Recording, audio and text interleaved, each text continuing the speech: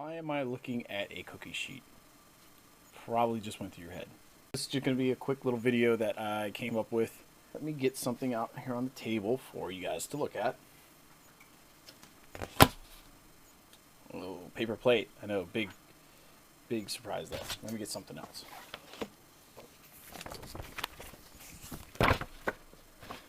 Some of you keen-eyed people may notice that this is a Hornady ammunition catalog. And the thing in particular that we're going to take a look at is the SST shotgun slug. You can do a little bit of research on yourself, but more specifically, we're going to look at the 12 gauge shotgun slug in 2 3/4 inches. Why, you may ask? Let me get a little background on why. So as I was checking out some deer stands today, I came across something sticking out of dirt. And I thought, well, maybe that was just a husk of a shotgun shell, kind of like this one here. This is the same SST 2 3/4 chambering, and here's the box. But this isn't what I found sticking out of the dirt. It was this little beauty. Yes, as you can see, there is some nice weathering to it. This is the same Hornady SST 12 gauge slug. Here it is in its pristine mode. Let me get this fired shell out of here. Here it is in pristine. You can see it's the exact same, just weathered, a little bit more corroded. But other than that, there's nothing really different between the two. The plastic all still seems the same. It's not cracked in any ways. But the main reason was, last year I was deer hunting, and where I hunt, we can hunt with shotguns for about a week or so. And this is the shell I use. Well, I dropped this shell. I knew I dropped it back then and I couldn't find it. So I just gave up on it. Wasn't that expensive. No big deal. Well, I found it. And the question popped into my head whenever I did find it. What is this shell doing on the inside? Basically, how well is this shell sealed? If you can look inside there, you can see that you have your slug, and then you have your sabote on the outside. But how well is that powder protected in there? I wouldn't fire this in any of my shotguns. If I had a old beat up shotgun and some rope, I would probably fire it out of that, but I still wouldn't fire it out of anything that I have. So let's dig into it. It's a relatively safe kind of ordeal. I would suggest not trying this yourself if you're not really familiar with how shells are composed. I'm not going to be messing anywhere with the primer or anything like that. Basically, I'm just going to cut this open and we're going to see how the powder looks. Hence why I have the paper plate. Let me get my knife and some gloves here. So I got a couple of knives. Here's a cheap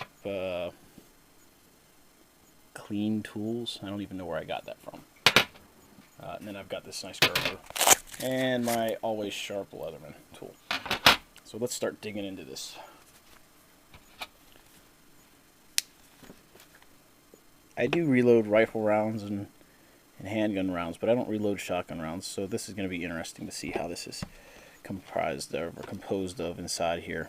I mean, I've seen what it says in the catalog, what the inside of this looks like, but it's going to be really interesting to see what the weathering has happened. So there we go. Let's get into this. Might find some spiders or something in here too. That'd be pretty creepy. So I got a couple flakes of powder. Sorry for that cut. I've been criticized in the past on how much I do cut the videos, but my AC is like right beside my workbench. So back to this. You might not be able to tell. There was a water spot right here on the side of the sabot whenever I did open this up, and there is some moisture along the side here. It just got done raining like 2 days ago, and where I'm at, it's not really that cold. We did get a big snowstorm last year, and this was out during that snowstorm. It seems like it's holding up pretty well. I have had some powder flakes come out. So as you can see, here's your sabot jacket here. This is a compression wad, I think is what they call it. It's helps seals off the powder from your actual sabot. You can see the crimping on the outside of the shell here. That seems very well intact. Let's go ahead and dig this up a little bit more. I don't think I need these anymore. more.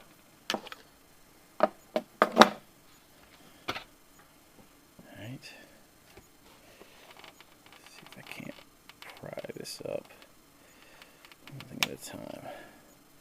So there's our sabot with a round in it. There's more of that water intrusion I was talking about. So far I haven't seen anything that really indicates it down to the powder. Here's our wad. Once again, there's no real moisture on it. Now there is some moisture way down here at the very top of where the wad was, but it doesn't look like anything's gotten to the powder. Let's dump it out and see. Alright, looking at it, doesn't seem too awful bad in there.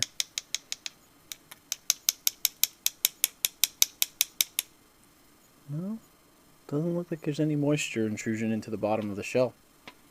So all in all, I'd say that's pretty good. I mean, this wasn't soaked in water. I didn't stage this or anything like that, but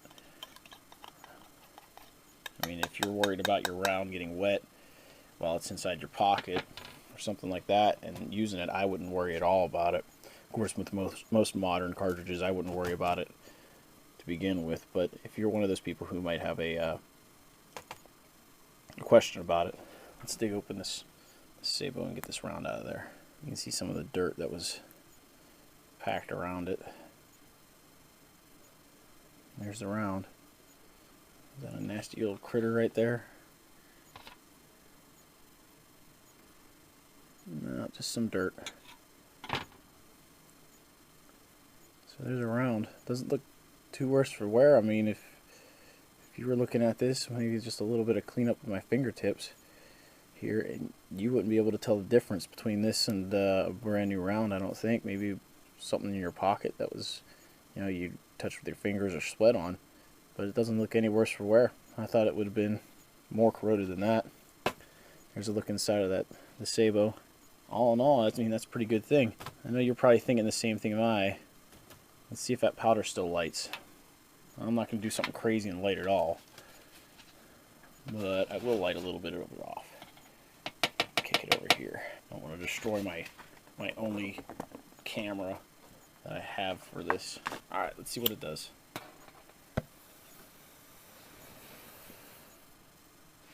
There you go.